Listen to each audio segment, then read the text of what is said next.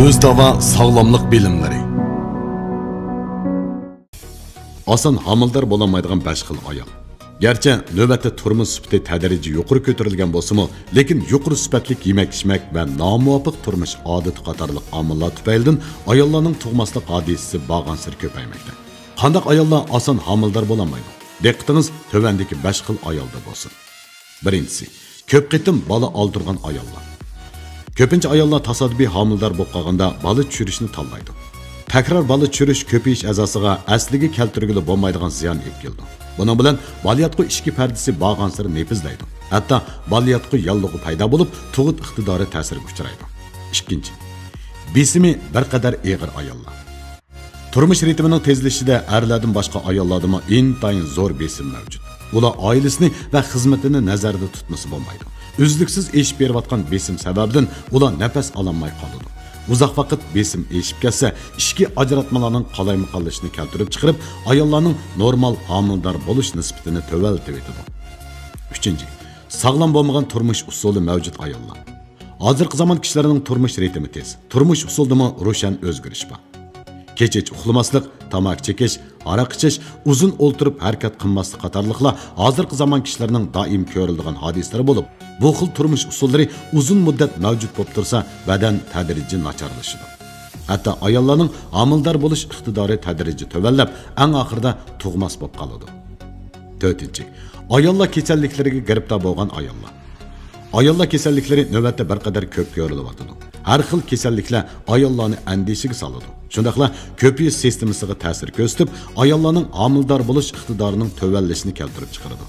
Bo'libmi tuxum naytisi, baliyatqı bo'yni yallig'i, baliyatqı ishki pardasi yallig'i qatorliqlar. Hatto ba'zi ayollar kasalliklari ayollarni bevosita tug'mas qilib qo'yadi. 5. Baliyatqini sovuq qoplab ketgan ayollar. Ayollarning baliyatqisi sovuqdan eng qo'rqadi. Odatda diqqat qilmaganda doim ham sovuq yemekliklarni yeb turish yoki sirtqi ko'rinishni qo'llash uchun sovuq havoda badanni issiq saqlash tadbirlarini yaxshi qo'llanmay, baliyatqini sovuq qoplab, eng oxirida odat qalaymiqallashni keltirib chiqarib, homildor bo'lish iqtidorini to'valtib etadi.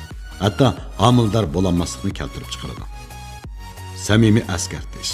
Navbatda homildor bo'lolmayotgan ayollar bag'ansiri ko'payyapti. Buning ustiga ko'pinchisi yuqorqi sabablar bilan munosabatli. Sağlam turmuş odat orqali badanni tanishganda hormonning ajralishi normal bo'ladi. Ishki ajratmalarning harakati ta'sirga uchirmaydi. Ondan o'ngishliq homildor bo'la oladi. Sağlamlık eltisi Özdava. Özdava sağlamlık bilimleri. Ayollar kesiliga qarshi turadigan 4 xil yemeklik. Bilib. Ayollar kesilining kushandisi tepildi. Tövəndəki 4 xil yeməklikni köpərək yaparsanız, ayollar kesildən yiroq tursiz. Birincisi gilas. Gilasning oziqlik qiymati intayin yuqori bo'lib, uning tarkibidagi temir qon ozliqning oldini etla qolmasdan, balki yana uningdagi ba'zi aloyid moddalarni ma'lum darajada yalluq qaytirish, bakteriyani tizginlash rolini o'ynaydi. Ayollar odatda amalba gilasni ko'pərək yapaganda, yalluqlashdan kelib chiqqan og'riqni tizginlab, ayollar kasalliklardan yiroq tura oladi. Ikkinchi, katra yildizi. Katra badanni quvvatlab, hücrələrinin hayati kuchini yuqori ko'tarib, organizmning immunitet iqtidorini oshiradi. Yana unumli holda yalluq qaytirib, mikrobga qarshi turadi. Ayollar kasalliklari yalluqqa giribdor bo'lganlarga nisbatan katra suyini doim ichib baganda badandagi bakteriya va viruslarni unumli tozalag'ili bo'ladi. Shundaqla ayollar kasalliklaridan yiroq turishga foydali. 3. Attirgulchi. Attirgulchi turmushda ko'p uchraydigan gulchi. U ayollarning xomushlik kasalini pasaytishga yordam beradi. Ayollar her günü bir neçe istakan içip esa, özünü güzelleştirip de kalmay, yani ayollardaki baliyatqı işideki kan uyup gelişini yok tutuşki yardım verip, baliyatqını teximi pakizlap, kesellik yüz berisinin aldığını alıdı ve onundan yiroqlashtirdi. 4. Palek. Palek terkibide tömür maddesi mol. Palekni daim istemal qilganda badandagi tömürning miqdorini oshirib, quvvat va qonni to'liqlab, baliyatqining toksinini chiqarib tashlashni ilgari surib, ayollar kasalliklarini yeniklatkili bo'ladi.